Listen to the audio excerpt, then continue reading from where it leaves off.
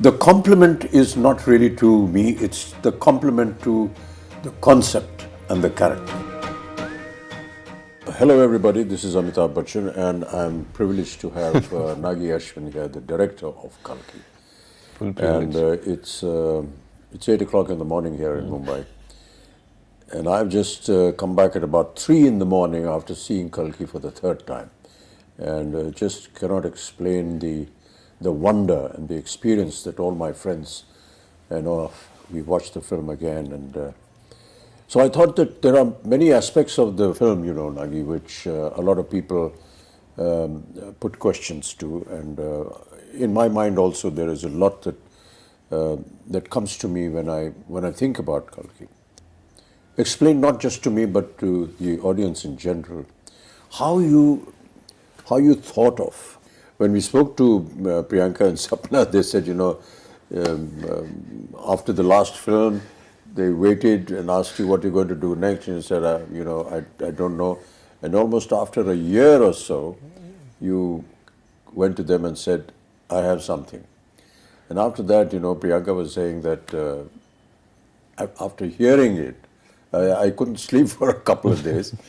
And then she rang up Sapna and said, we have to start getting to work on this. So, what went through your mind and how did you conceive this? To be very honest, sir, I thought this story would be probably one of the last films I'll ever make. I thought this would be my retirement film.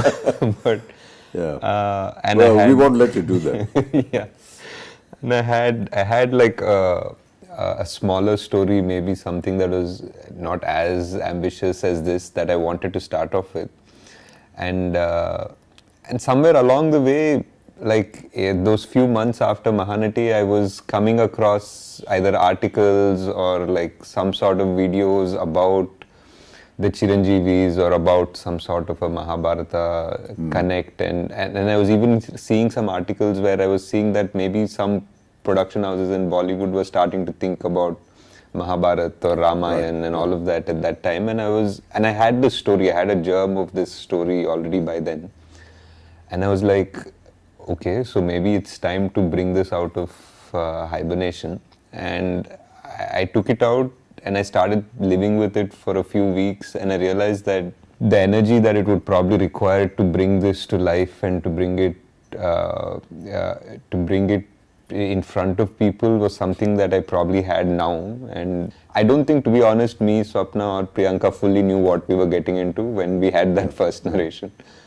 That's what they also said, they suddenly realized, oh my God, we need to start working on this now if this concept and this dream has to fructify. Yeah, we started with one concept artist and we thought, we'll conceptualize the main sequences of the film. But as we kept going deeper into that rabbit hole, so to speak, we realized every single thing had to be conceptualized and every single thing had to be built, and we realized it needed an army. Yeah, you showed me a photograph of Ashwatthama who has aged and is now fighting Bhairava. Yeah. Fighting Bhairava.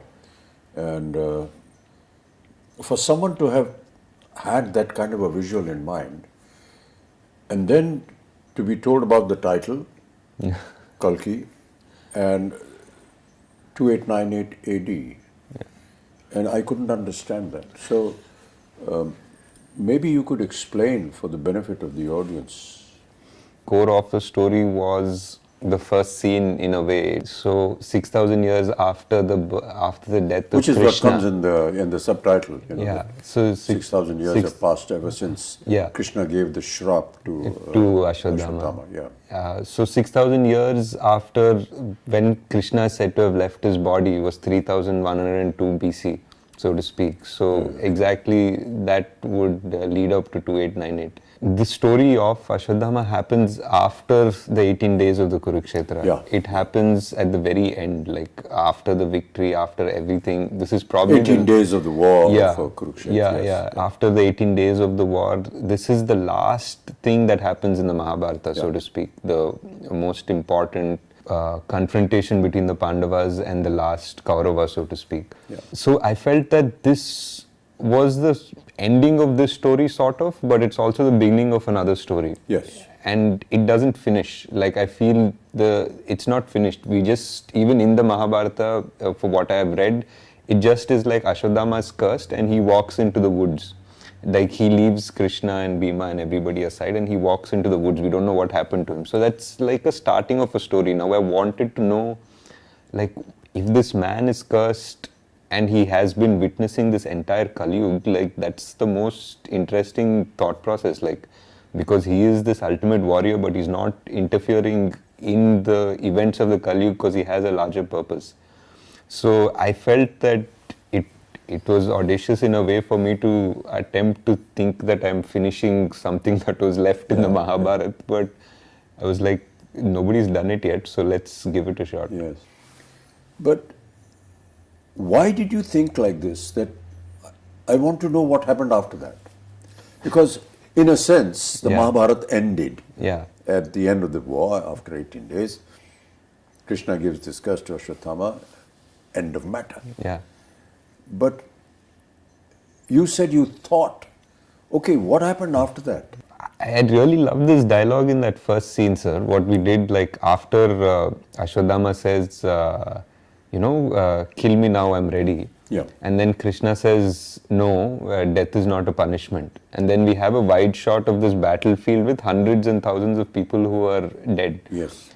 And that, for me, even when I was writing it, that just felt like it had a deeper meaning. It feels like, Mahabharata has killed millions of people, but Krishna right now is standing there and saying, death is not your punishment, having to live is your punishment. That just meant, like, maybe there is a whole karmic level to this whole thing. Mm-hmm.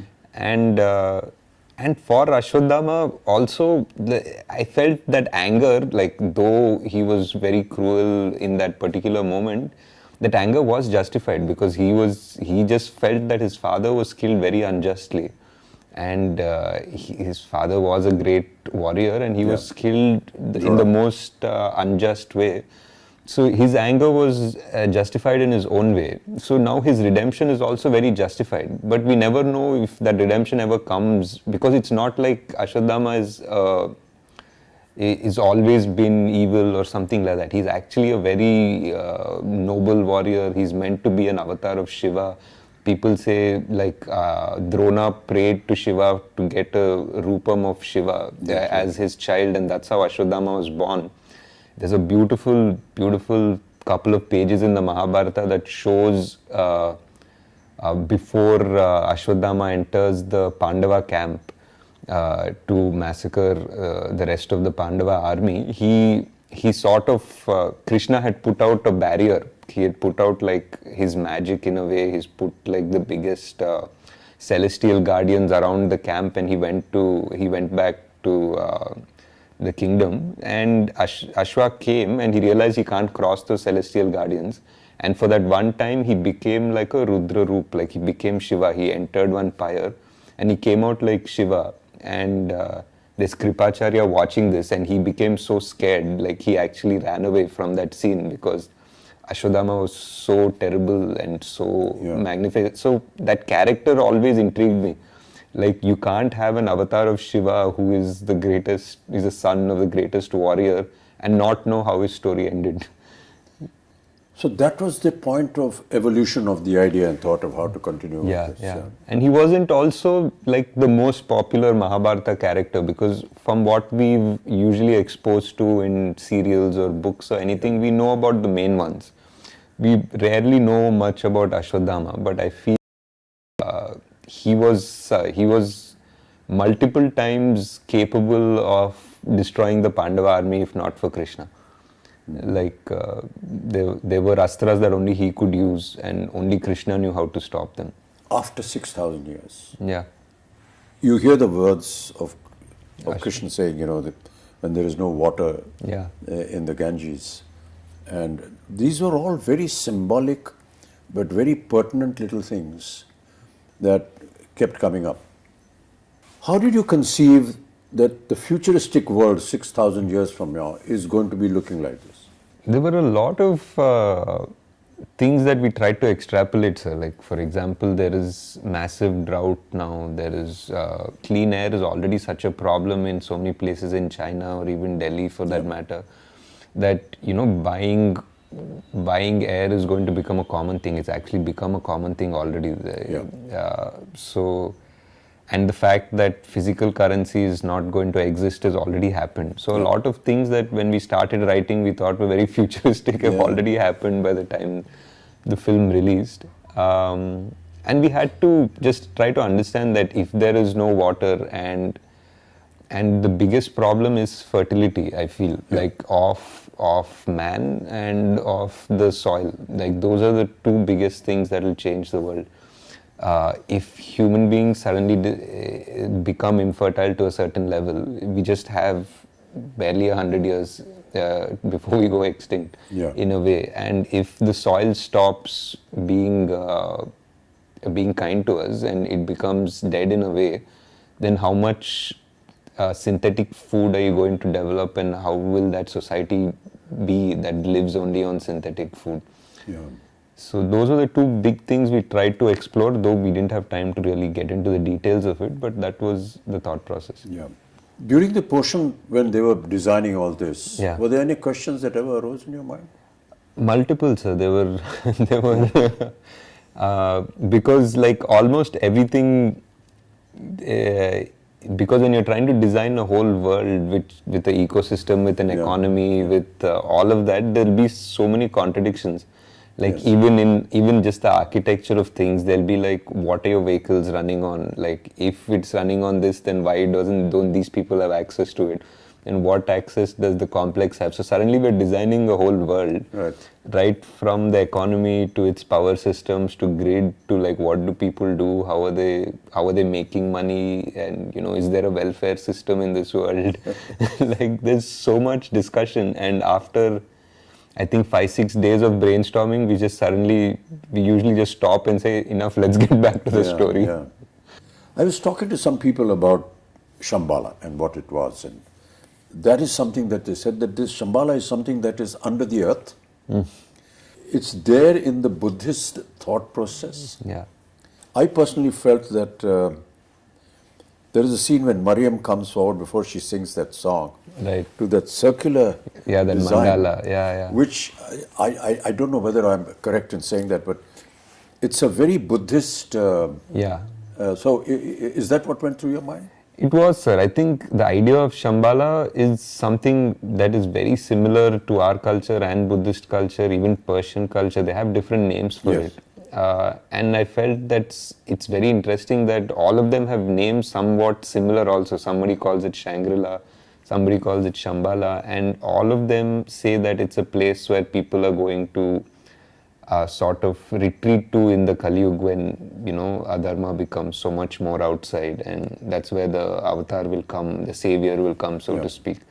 So I felt it's very interesting that so many cultures have the same idea. And the idea of the symbols in Shambhala was like a mix between the chakras that we have, the Sri Chakra and all of that, combined with the mandalas that Tibetans have, which are so similar.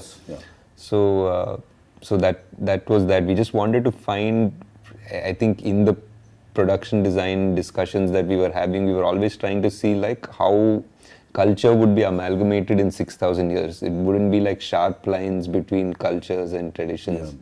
Things would probably get merged a bit.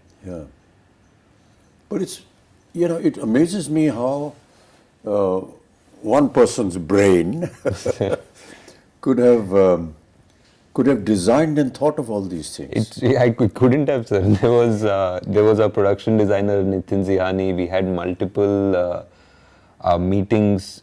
We have a concept design team which is really good. They're from Jaipur, fully Indian, like Immortal Collective. We had an in-house storyboard artist, Venu. I mean, for a movie like this, I would say that we probably required a bigger team, but the team that we had was fully on board, and everyone was constantly ideating. I mean, I definitely had to okay the final aesthetic, and I would guide them and direct them the way it had to go.